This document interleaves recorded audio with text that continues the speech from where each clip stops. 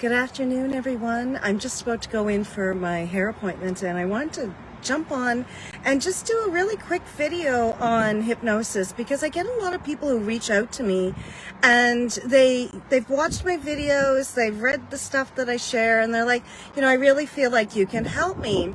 And then if I mention the word hypnosis, immediately some walls go up and there's resistance there. And I get that, because most people think of hypnosis as being, like a stage show that they saw, or that maybe they were a part of or whatever. And it's all fun, and it's really just, it's important to understand that when people get up on the stage, they're willing to do certain things, and that the hypnotist who's doing these shows is really going to choose things that they know that most people wouldn't resist. If they've already shown up on the stage, then they're more likely to be, willing to do some things for a laugh or for entertainment purposes. But it's not like if they ask the person to strip naked in front of a theater full of people, that unless that person was an exhibitionist, they're not going to do it, right? So there's no mind control. So there's a lot of that misperception as well. So, along with that, people will, be like, well, I don't want you to control my mind. And I'm like, yeah, that's not how it works, right? And also that they don't want me putting thoughts in their head. And I'm like, yeah, that doesn't happen either.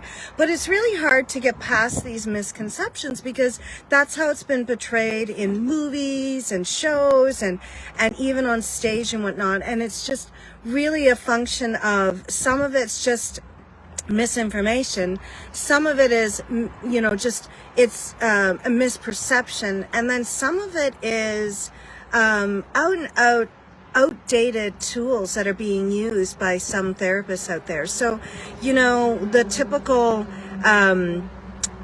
traditional hypnosis would have you close your eyes, and we talk about going down the stairs and getting more and more relaxed as you go and all of that.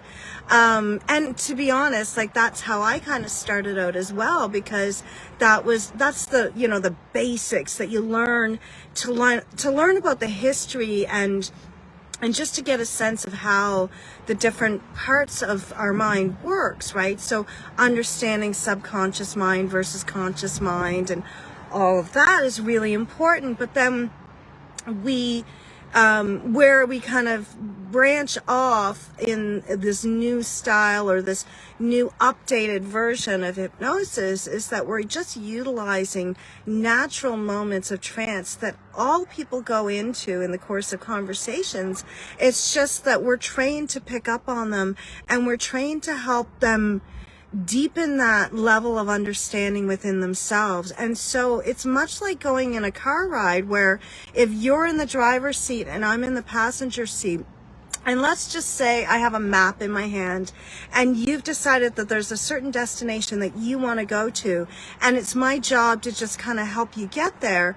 And along the way, we come across some obstacles or some roadblocks that have us needing to change course. And really, it's just my job to just be there going, well, so we have this option or we have this option. We could go in this direction or we can go in that direction. And ultimately, what tends to happen is that when people make the choice of which direction they want to go in, it's because there's a part of them that knows that that's the right direction. And so, maybe you bring some intuition to this travel that we're doing. And so you're choosing different directions for us to go in, but all roads lead to Rome. So regardless of what I suggest, and if I said turn right here and you're instinctively saying, well, no, I'd like to turn left, you might turn right for a moment, and then there's a part of you that goes, no, I'm going to go back and I'm going to turn left, right? So that's where this whole, myth of it being mind control just really doesn't stand up, because there's nothing that I can say or do that's going to make someone do or think or feel differently than what they actually do, think, and feel, because that comes from deep within themselves. So the way that we approach this way of doing therapy is that we utilize those moments of trance that you go into to find the answers to the questions, because that's where excuse me, not just the answers to the questions are, that's where the problem resides. And so if we go looking for deeper into the problem, we're also going to come up against the answers and the resources. But that's you're doing that. That's not me. I'm just the person holding the map going, okay, we have this option and we have this option. Where do you want to go? How can I help you? And then each kind of roadblock along the way and each different direction that we take brings about new experiences and an openness, and it just kind of opens your mind up to the possibility that there are even more amazing things around the next corner, right? So that's how it's really, really cool. And that's how it kind of goes against that sort of more traditional, you know, I'm going to wave a watch in front of you, or I'm going to tell you to close your eyes and walk down the stairs, or even just relax your whole body step by step. I mean, those are all really great relaxation techniques, and those are beneficial and healing within themselves. And so I'm not trying to knock those things, because I actually believe in the power of guided meditation. I believe in the power of yoga nidra, which is deeply, deeply healing, because I do feel like a lot of times people need a good rest.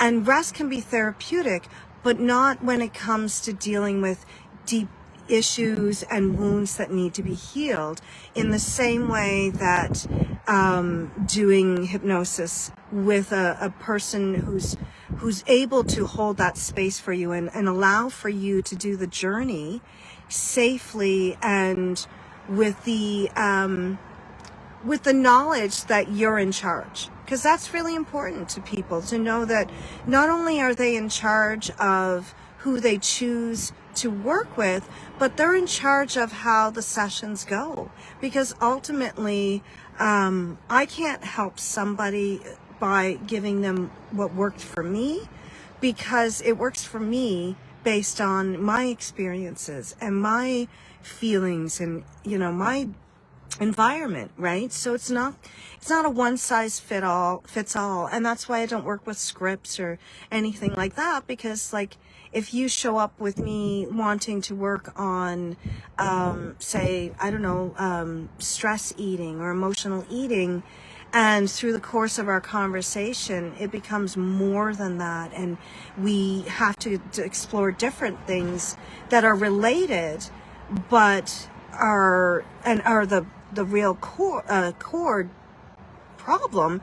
If I just came in with a script for, you know, emotional eating, and we're like, okay, now you're going to relax and you're going to go down the stairs, and each time stair you step on, you'll get more and more relaxed. And now every time you pick up a piece of food, you're going to ask yourself, is this beneficial to me, or is this good for me, or like any number of things that I could put in a script, right?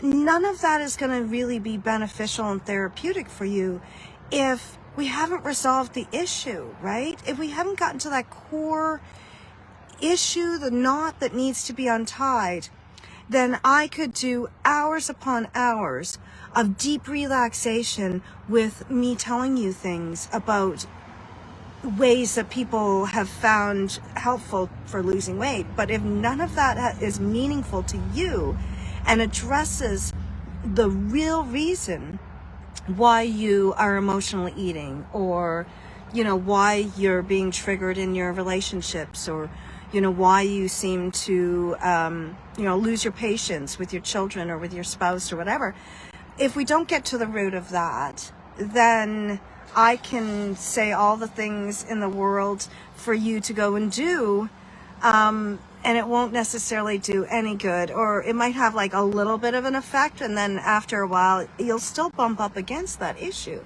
It'll still be there until it's not, or until it's integrated within you. Okay, so I just wanted to share that with you. Excuse me. So I hope you find this helpful, and I'd love to hear your thoughts on this, and any thoughts or anything that you've ever heard about hypnosis. if you have questions about it, put it in the comments section. I'd love to hear and at least be able to, have a chance to respond to it. Because like I've heard them all, right? From, my religious leader told me not to do it because it's mind control and it's, the path of Satan to enter you, or stuff like that. And I'm not making fun of that. I'm seriously, that's been told to me. I've had to have conversations around it and really, reassure people that that's not the case. And that it can be really beneficial in a lot of cases. Is it the magic pill? No. Is it going to fix everything? No. There's some things that we have to apply logic to. There's some things that we're going to have to use medical interventions for. There's some things that, just due to the complexity of them, it might not be helpful to embark in this. But I think it's really important to remember that there are a lot of things that can be helped with hypnosis, and that it's a really beneficial modality for really getting to the root of issues and helping people to sort of unravel what's holding them back in life.